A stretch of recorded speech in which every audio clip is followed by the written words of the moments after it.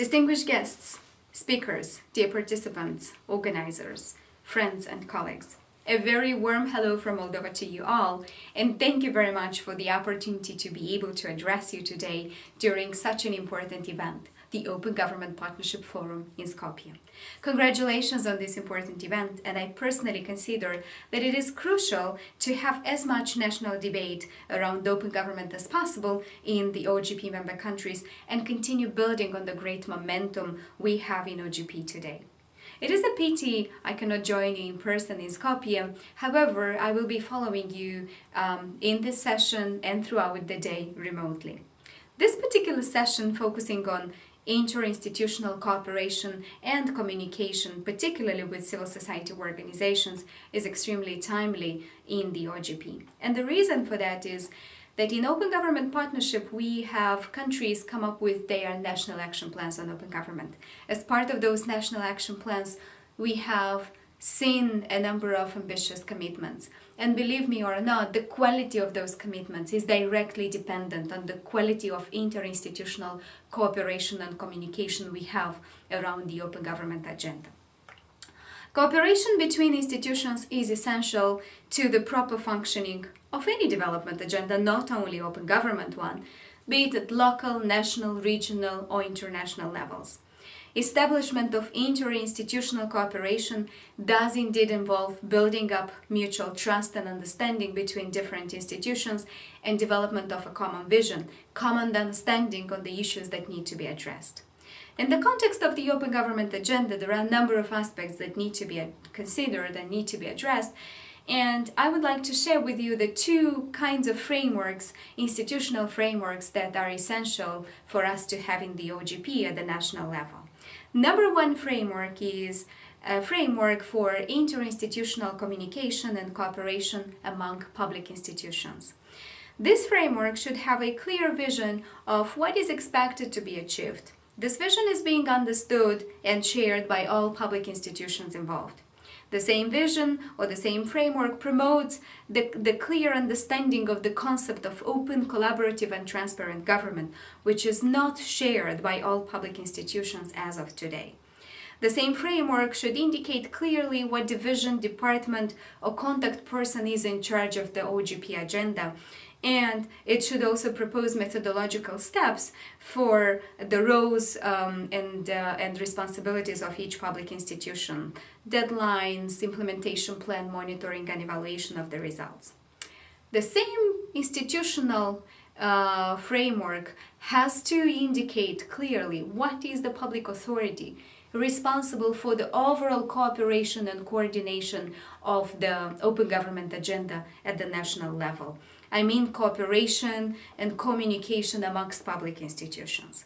You would be probably wondering whether or not we have in Moldova a similar institutional framework, and my answer is no, unfortunately not yet. However, we do have a public entity which is called the Government Center, that is fully responsible for the overall coordination of the open government agenda. It coordinates the agenda with the public sector, with the private sector, and with civil society organizations. However, we don't have an institutionalized mechanism for bringing together all public institutions around the open government agenda. But this is key if we want to have a successful implementation of the OGP in the future. A sustainability of the OGP also lies in how well and how good will the line ministries embed and infuse the principles of open and participatory government as part of their agendas. The second institutional type of framework or interinstitutional type of framework relates to cooperation among public institutions and civil society organizations. This framework should clearly describe the cooperation and communication platforms for structured and ongoing dialogue around open government. The same framework would clearly indicate what are the civil society organizations involved, what sectors they come from, the contact points, ways these organizations are engaged, the kind of contributions they make, roles and responsibilities. All these are needed in order to have a constructive interinstitutional cooperation among public institutions and civil society organizations. again, you may be wondering whether or not we have such a framework for interinstitutional cooperation. And I would say yes, to some degree, but not focusing prioritarily only on the open government agenda. In Moldova, we have a mechanism for cooperation between civil society organizations and the government around a wide range of issues, which is called the National Participation Council. This council brings together 30 representatives of the civil society, leaders, representatives from different sectors, and the council organizes its work around some thematic working groups. Some of the working groups have been more successful in their cooperation and collaboration with the public institutions, and some have been less. When it comes to the open government agenda, a working group on open government versus e-government has been created back in 2012 when the Republic of Moldova joined the Open Government Partnership. I personally have been leading this group ever since, and our key partner in the government is the e-government center. Members of this working group have been actively engaged in the process of consultation around Moldova's first action plan on open government, and when it comes to the second action plan on open government, the group was the one that proposed a more participatory, open approach to co-creating and co-designing the national action plan.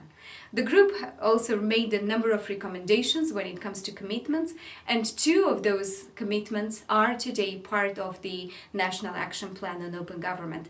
And the civil society organization, we committed to co-deliver and co-implement together with our government partners. Those 2 commitments relate to adopting new public consultation principles in line with OECD recommendations on citizens as partners, and training civil servants for improved communication, both, based on those new consultation principles. As Moldova is just 4 days away from the parliamentary elections, and things are very tensed here, I do remain hopeful that this open government agenda, along with EU values and principles, will continue to be a priorities for the years to come in Moldova. So, to sum up, there are a number of clear steps that need to be undertaken by key stakeholders in order to be able to implement ambitious and sustainable open government agendas from the cooperation standpoint of view. Identifying preconditions necessary for a successful implementation of OGP agenda at the country level. And this implies identify the nature of the issue, identify key players and institutions, and assessing the interests of key institutions and players. Number 2, convening all partner institutions and defining the overall scope and the key milestones. Number 3, setting shared directions and vision. 4, elaborating a clear plan for consultation, implementation, and evaluation of the action plan on open government together with the key institutions involved. And number 5, coordinating all the steps of the process, both online and offline, through mailing lists, regular meetings, regular update reports, and so many more. A number of few tips for the public institutions and for the civil society organizations just before I end up my short intervention. For public institutions, please do accept the rich and diverse experience and expertise and the know-how that exists among civil society organizations. Take advantage of that. This is a great value added to the entire process. Acknowledge the role CSOs play in the development agenda and approach them as your strategic partners.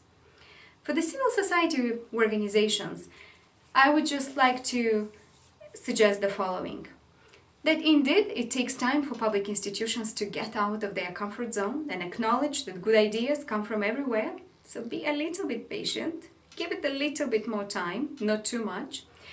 Also, it's always good to lead by example. Don't wait for the initiatives to be taken by someone else. Be proactive. Governments often face unavoidable bureaucracy, but it does not mean that you cannot be more active or more proactive.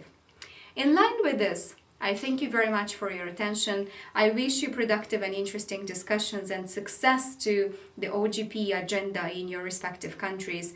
And I hope that there will be more best practices and lessons learned and experiences to learn from when it comes to interinstitutional cooperation with civil society organizations and not only. With this, I would like to thank you all once again. Thank you all very much. Best of luck and with very best from Moldova. Have a nice session.